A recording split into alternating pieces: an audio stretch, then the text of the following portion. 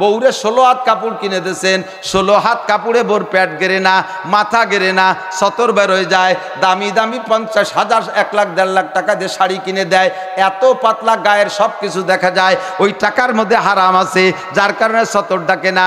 2200 টাকা দিয়ে লুঙ্গি কেনেন, ওই লুঙ্গিতে আপনার সতর ডাকে না, নাভির নিচে পেট বেরোয় দিয়ে পরে।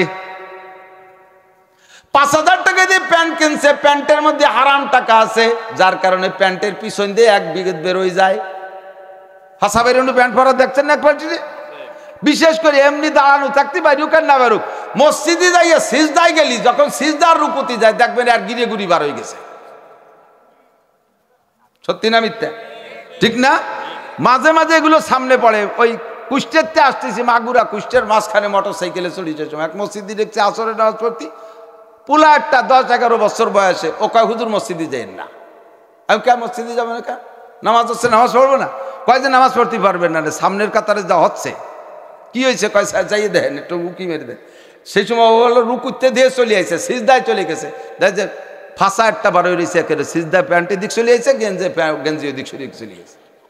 কয় যে হুজুর সিজদা দেবো না, আর ভাষা দেখবো। সিজদা দেবো না, ভাষা দেখবো, সেই জন্য আস্তে আস্তে বেরোয় গেছে। আমিও দেখে হেঁটে বেরোয় চলে গেছে, নামাজ পড়া যাচ্ছে না। হারাম টাকার অ্যাকশন পোশাকের উপরে পড়ে। হারাম টাকা দিয়ে বোরকা কিনলে সেই বোরকায়ও মুখ গেরে না, শাটার খোলা থাকে। হারাম টাকা দিয়ে বোরকা কিনলে সেই বোরকা গলার নিচেই থাকে, মাথার উপরে ওঠে না। হারাম টাকা দিয়ে লুঙ্গি কিনলে সেই লুঙ্গি নাভির নিচেই পরা থাকে। হারাম টাকা দিয়ে প্যান্ট কিনলে সেই প্যান্টে পাছা ঘেরে না, পিছন থেকে 1 বিঘত বেরোয় যায়। হারাম টাকা দিয়ে শাড়ি কিনলে বোর প্যাট পিঠ ঘেরে না। হারাম টাকা দিয়ে ব্লাউজ বানাইলে 6 ইঞ্চি ব্লাউজ প্যাট ঘেরে না। এগুলো সব হারামের অ্যাকশন, নিষিদ্ধের অ্যাকশন। আল্লাহু আকবার। ওদিকে আর বাড়বো না, যে কথা বলতে চাইছি বলে এতটুকু লম্বা কিচ্ছা বলে ফেললাম। আল্লাহু আকবার। হযরত আদম আলাইহিস সালাতু ওয়াস সালাম আর মা হাওয়া আলাইহিস সালাম আমাদের সর্বপ্রথম 2 জন মানুষ, ছোট্ট 2টি ওয়াজ মনে রাখতে পারে নাই। আর বলা হয় আউয়ালুন নাসে আউয়ালুন নাসিন, সর্বপ্রথম মানুষ ও সর্বপ্রথম ভুলে জানেওয়ালা। প্রথম মানুষ আদম আর হাওয়া, এই 2 জনে একটাও 2টি ওয়াজ মনে রাখতে পারে নাই। আমরা তাদের সন্তান, আমাদেরও ভুলে যাওয়া স্বাভাবিক। এজন্য আল্লাহ পাক বলেন ওয়াযাক্কির ফা ইন্নায যিকরা তানফাউল মুমিনিন, জানা কথাগুলো বছরে বছরে 10-20 বার করে উম্মতকে শুনাই দাও, জানায় দাও, বুঝাই দাও। মানুষ ভুলে জানেওয়ালা প্রাণী, এরা মনে রাখতে পারবে না। এই জন্য আল্লাহ পাক বলেন ওয়াযাক্কির ফা ইন্নায যিকরা তানফাউল মুমিনিন, জানা কথাগুলো আলোচনা করলে আমলের প্রতি মানুষ উৎসাহিত হয়, ঈমান বৃদ্ধি পায়। এই জন্য আপনাদের সামনে আমি একটা জানা বিষয় সামনে আলোচনা করব, বিদায় পেশ করেছি কোরআন শরীফের আয়াত। কষ্ট হবে আপনাদের? আল্লাহ পাক রব্বুল আলামিন বলেন, খেয়াল করেন, ইন তাজতানিবু কাবাইর। হযরত আবু হুরায়রা রাদিয়াল্লাহু তাআলা আনহু মজলিসের ভিতরে বর্ণনাকারী হযরত আবু হুরায়রা হাদিসের, খেয়াল করতেছেন? সাহাবায়ে কিরাম বসা, আবু হুরায়রা মাদানী সাহাবী, মুয়াবিয়া মাদানী সাহাবী। মদিনায় যাওয়ার পরে যারা সাহাবী হয়েছেন তার ভিতরে সর্বশ্রেষ্ঠ মুহাদ্দিস হযরত আবু হুরায়রা। হাদিসের ভিতরে যত বর্ণনা পাওয়া যায় সবচেয়ে বেশি হযরত আবু হুরায়রা রাদিয়াল্লাহু তাআলা আনহা। ইনি পাইছেন নবী পাককে নবুয়তি জিন্দেগি 9 বছর। কয় বছর? আর আরেকজন মহিলা, তার নাম আয়েশা সিদ্দিকা রাদিয়াল্লাহু তাআলা আনহা, তিনিও নবী পাককে পেয়েছেন 9 বছর নবুয়তি জিন্দেগি। 18 বছর বয়সে হযরত, আমার মারা খেয়াল করি, 18 বছর বয়সে হযরত আয়েশা বিধবা হয়ে গেছে। 9 বছর বয়সে হুজুরের স্ত্রী হিসেবে ঘরে গেছেন। 6 বছর বয়সে মক্কায় থাকতে হুজুরের সাথে বিয়ে হয়েছে, তখন একেবারেই ছোট, যার কারণে হুজুরের কাছে পাঠান নাই। হুজুরের প্রথম স্ত্রী খাদিজার ইন্তেকাল মক্কায় থাকতে, খাদিজার ইন্তেকালের পরে হুজুর আয়েশার আগে মাঝে আর কোনো স্ত্রীকে বিয়ে করেন নাই। কিছুদিন হুজুর বিরত ছিলেন, এরপরে সর্বপ্রথম বিয়ে করেন হযরত আয়েশাকে। আজীব এক ওয়াকিয়া। নবী পাক সাল্লাল্লাহু আলাইহি ওয়াসাল্লাম, সাহাবায়ে কিরাম 5 জন সাহাবা নিয়ে হুজুর বসে একটা ছোট্ট মিটিং করতেছেন। ওই মিটিংয়ের ভিতরে হুজুর বললেন, হুব্বিবা ইলাইয়া মিন দুনিয়াকুম সালাস, দুনিয়ার 3টা জিনিস আমার ভালো লাগে। হুজুর বলতেছেন, 1 নম্বরে আত্তিব, সুগন্ধি ভালো লাগে, আতর ভালো লাগে। 2 নম্বরে আল মারআত, নারী জাতি ভালো লাগে। 3 নম্বরে কুররাতু আইনি ফিস সালাত, নামাজ ভালো লাগে। এই কথা হুজুর যেদিন বলতেছেন সেদিন হুজুরের ঘরে স্ত্রী খাদিজা নাই। নারী জাতি ভালো লাগার মানে হলো ক্লাসিফিকেশন করে মাকে মা হিসেবে, দাদিকে দাদি হিসেবে, নানিকে নানি হিসেবে, বোনকে বোন হিসেবে, স্ত্রীকে স্ত্রী হিসেবে উপস্থিত সাহাবায়ে কিরামদের ভিতরে সিদ্দিক আকবর বুঝে নিয়েছেন আবু বকর হুজুর নারী জাতি ভালো লাগে, মাও নাই হুজুরের, দাদিও নাই হুজুরের, নানিও নাই হুজুরের, ভাই বোন কেউ নাই হুজুরের, হুজুরের স্ত্রী ছিল তাও নাই। তাহলে হুজুর নারী জাতি ভালোবাসার ভিতরে হুজুর বুঝাইতে চায় স্ত্রী ভালো লাগে, কিন্তু স্ত্রী তো নাই। ফাকামা আবু বকরিন, আবু বকর দাঁড়িয়ে গেলেন। ফাকালা সাদাকতা ইয়া রাসূলুল্লাহ, হুজুর ঠিকই বলেছেন, আপনার মধ্যে তিনটে গুণ আমরা উপলব্ধি করেছি। তবে হুব্বিবা ইলাইয়া মিনাদ দুনিয়া সালাস, এই দুনিয়ার আমারও তিনটে জিনিস ভালো লাগে। আবু বকর তিনে মিলেছেন, আমারও তিনটে জিনিস ভালো লাগে। এক নম্বরে আর নাজরু ইলা ওয়াজহিকা, সর্বক্ষণ আপনার নুরানি চেহারার দিকে তাকায় থাকতে ভালো লাগে। আপনার চেহারার দিকে তাকাইলে আমার ক্ষুধা থাকে না, আমার পিপাসা থাকে না, আমার টেনশন থাকে না, আমার দুঃখ থাকে না। আপনি বসে থাকবেন, আমিও বসে থাকবো। সওমে বিসাল, আমি 1 বছরের মধ্যে সেহরিও খাবো না, ইফতারও করবো না। আপনার চেহারার দিকে তাকাইলে আমার সেহরি ক্ষুধা মিটে যায়, আমার ইফতারি চাহিদা পূরণ হয়ে যায়। আপনার চেহারার দিকে তাকাইলে আমার সব দুঃখ মিটে যায়। 1 নম্বরে আর নাজরু ইলা ওয়াজহিক। 2 নম্বরে ওয়া ইনফাকু মালি আলা আমরিক।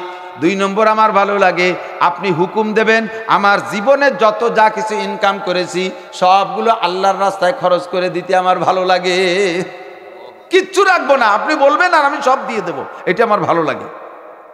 3 নম্বরে আইয়াকুনা বিনতি ফি বাইতিক, আপনি বলেছেন নারী জাতি ভালো লাগে, তার মধ্যে স্ত্রীও আছে, আপনার স্ত্রী ভালো লাগে, আপনার ঘরে স্ত্রী নাই।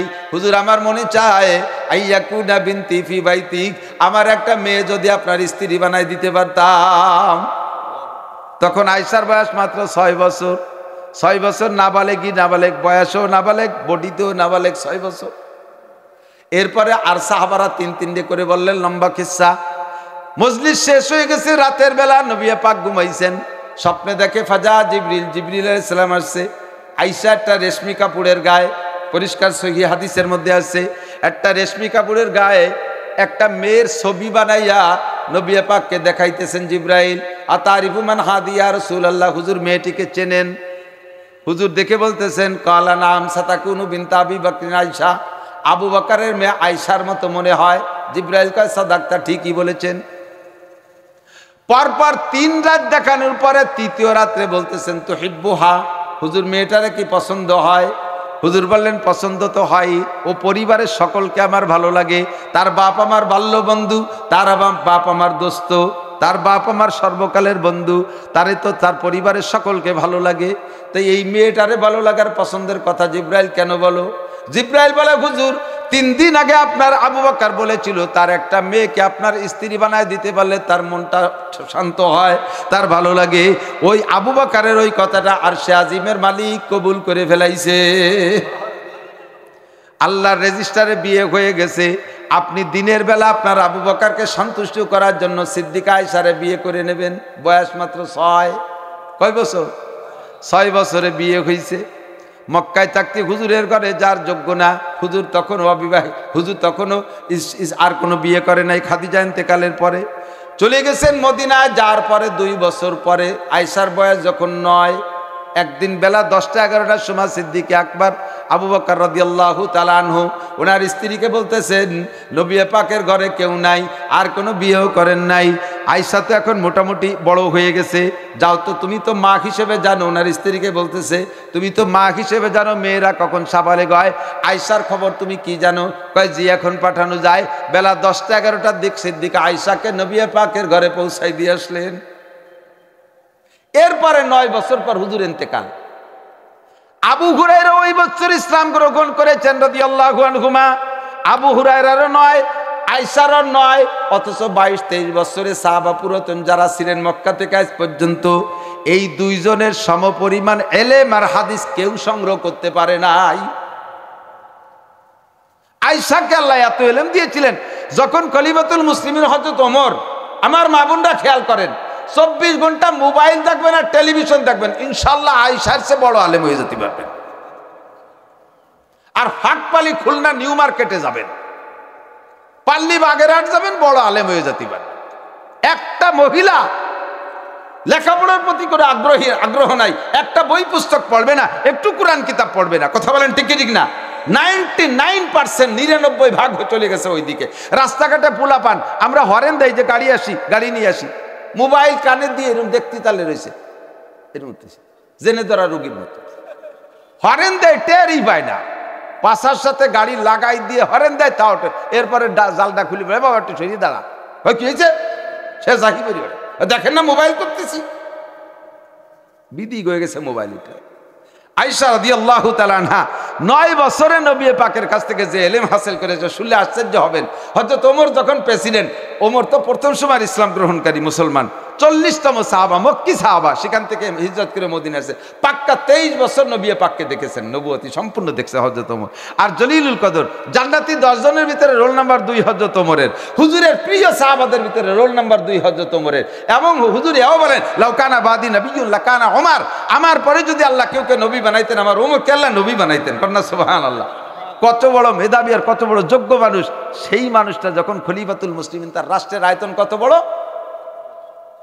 পৃথিবীর অর্ধ পৃথিবী একটুক মাপে তো জানতে হবে, একটু অর্ধ পৃথিবী কটুক। পৃথিবী কিন্তু ডেলি বড় আছে, যেমন আমাকে এই পাশে বাংলাদেশের ওই পাশে ফিরে আবার বড় এক শহর জাগছে, ওটুক বাড়িয়ে সেটুকু বড় সময় ছিল না। তাহলে একটা আয়তন থাকতে হবে। তৎকালীন মানব বসতি যতটুকু ছিল তার ভিতরে 2,40,00,000 বর্গ মাইল ছিল হযরত ওমরের রাষ্ট্রের আয়তন। এত বড় দেশের প্রেসিডেন্ট আর 1.25 লক্ষ সাহাবার মাথায় মুরব্বী, তার কি কোনো এলেমের কম আছে? যখন রাষ্ট্র বেড়ে যাচ্ছে, পরিধি বাড়তেছে, তখন সংবিধান নতুন করে বানানোর প্রয়োজন হচ্ছে। তো একদিন সংবিধান প্রণয়নের জন্য সাহাবায়ে কিরামদেরকে নিয়ে বসছে, জলিলুল কদর বড় বড় সাহাবাদেরকে নিয়ে বসছে যে সংবিধান ঠিক করা হোক। তো সংবিধান তৈরি করতে হলে কি লাগবে, আগে কোরআন দেখো, কোরআনে কি বলে। সংবিধান হবে সর্বপ্রথম কি দেখে, জোর হলো না, আর একটু জোরে। যদি পূর্ণ সংবিধান কোরআনে দিতে পারে তাহলে আমার আর ডানি বামে যাওয়ার দরকার। মানব রচিত সংবিধানের ভিতরে কোনো সুখ শান্তি আছে? বিগত দেখেছি, আগে মুরব্বীরা যারা পাকিস্তান পিরিয়ড দেখেছেন, ব্রিটিশেরও যদি কেউ দেখনেওয়ালা থাকেন তারা দেখেছেন, তাদেরটা আমরা বলতে পারবো না। বাকি বাংলাদেশ স্বাধীন হওয়ার পরে মানব রচিত সংবিধানে দেশ চালানো দেখতেছি, একদল এসে আরেক দলের সমালোচনা করে, আরেক দল এসে আরেক দলের সমালোচনা করে, নিজেদের প্রয়োজন পরিমাণ সংবিধান তৈরি করে, নিজেদের যখন পরাজয় হয়ে যায় তখন আরেক দল এসে সেই জায়গায় সংবিধানকে সংশোধন করে। কথা বলেন ঠিক না?